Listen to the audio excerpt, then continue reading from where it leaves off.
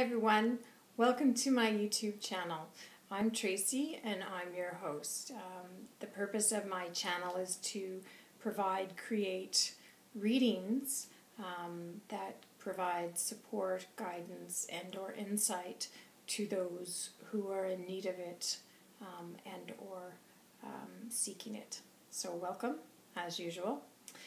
This is my second official video. The first one, the topic that we chose to do a reading on was the spring equinox, and that did go well. It's interesting. It's the first day of spring, but it is snowing outside where we are. I'm in Canada, and so it's snowing. So it doesn't feel much like spring, and it certainly the winter needs to move itself out. So the spring weather, because the spring energies are here, and henceforth probably why it's snowing, to bring those spring energies in. That's just a footnote, I guess, is that anytime there's active weather, that is new energies or energies coming to the planet. So thunderstorms, heavy rainfalls, torrential downpours, blizzards, hot weather, then followed by a couple of, one day later it's like 10 degrees colder or 10 degrees warmer. That is active weather, and that is bringing new energies forward.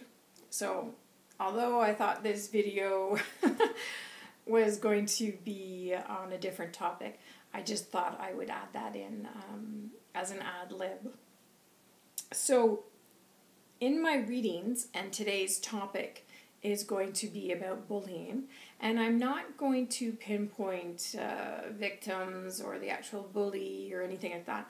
I'm just going to go in and I'm going to speak with Whitehawk, who is my spirit guide, who is a Ojibwe chief, and I'm going to channel him. And in channeling, what it is that I go and I get him, and, much like you pick up the phone and call someone or go knock on their door, I go call Whitehawk, and Whitehawk comes, and then I speak to him, and he is my elder, and he delivers a message to me, which then I deliver to you. So you may call me a bridge, you may call me a messenger. In the end, I'm a channeler. So he's a very wise person. Excuse me. And so I invite you to partake and to listen to what he says. Try it on. See if it fits. See if, it makes sense to you. If it doesn't, great. Thank you for coming, for listening. But if it does fit, see how that works. If you join, come back, join us again, see what else we have to say. Leave comments. Please keep it clean. Be kind. There's too much negativity in this world. We're here to make an optimistic, a positive change in the world. So I will go get Whitehawk, and I will see what he has to say in regards to bullying.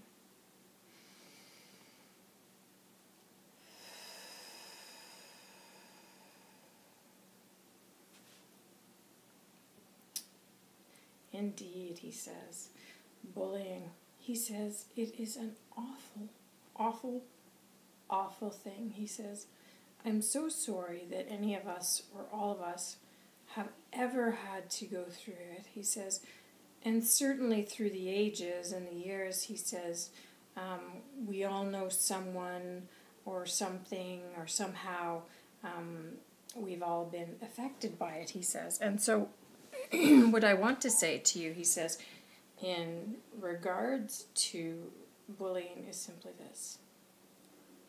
Just know, he says, that you are loved, my child. For the Lord, he loves us all as one, he says. Oh, sorry, there's a garbage truck going by, and so sometimes that can distract me, so forgive me, but I'll just go back in. He says, indeed, he says, We are all loved as one, he says, by our Lord, our Father, Jesus Christ, he says. And so what I would say to you, he says, if you are the victim of bullying, he says, then indeed you must speak up, he says, today, not tomorrow, he says. Because in speaking up today, he says, it will make a huge, huge difference. And there is a little boy that is standing to his side. He was probably just a boy, anywhere from 4, 5, 6, 7 maybe. And Whitehawk goes over to him and he kneels down and comes down to his level. And he says, my son, I speak for you and I speak for all children. He says, your age, all genders, he says, all nationalities, all ethnicities, when I say this, my child. He says, if you were to look to the Lord above, you will know, he says, that you are loved wholeheartedly. But he says, my child, what I need to express to you and what you need to do, he says, is you need to tell your parent. He says, and if it is your parent that is doing the bullying, he says, then you need to tell another parent, he says, or you need to go tell another adult, he says, so that you may immediately get the help that you require. He says, my child, you have done nothing wrong. He says, my child, the person doing wrong is the person bullying you. Never think, he says, that there is something wrong with you, my child, for there is not. He says, the person who is bullying you has just not been shown, he says, how to behave properly. And so he says, in order for them to learn how to behave properly, they need to be told, he says, that they are behaving improperly. He says, you are not the source of the problem, my child. You never have been. You never will be. He says, the source is within them, he says. It is not within you. The source of the problem is what he's speaking of. He says, the source of the problem is from within them, not from within you. This person, he says, has never been shown and was not taught, he says, how to handle such flagrant, he says, emotions. And this person needs to learn, he says, how to be shown how to handle such emotion. He says, and they must learn how to treat humans with kindness and respect. It is not you, my child. I cannot reflect upon that nor say that. Moreover, he says, it is not you. He says, so he kisses the top of the child's forehead. He says, be blessed, my child. Go tell your parent or another guardian. Quick. Be quick about it, he says. And so the child turns and he goes off running and hopefully to tell a parent or a guardian. And then he stands up and he speaks as though he's speaking to a crowd, an audience. And he says, as well for you, my children, he says. And it's not children, he says, for they are older, they are adults, such as you and I.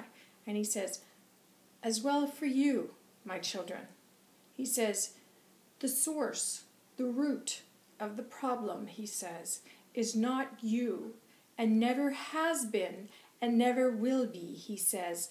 The source of the problem, he says, is greed.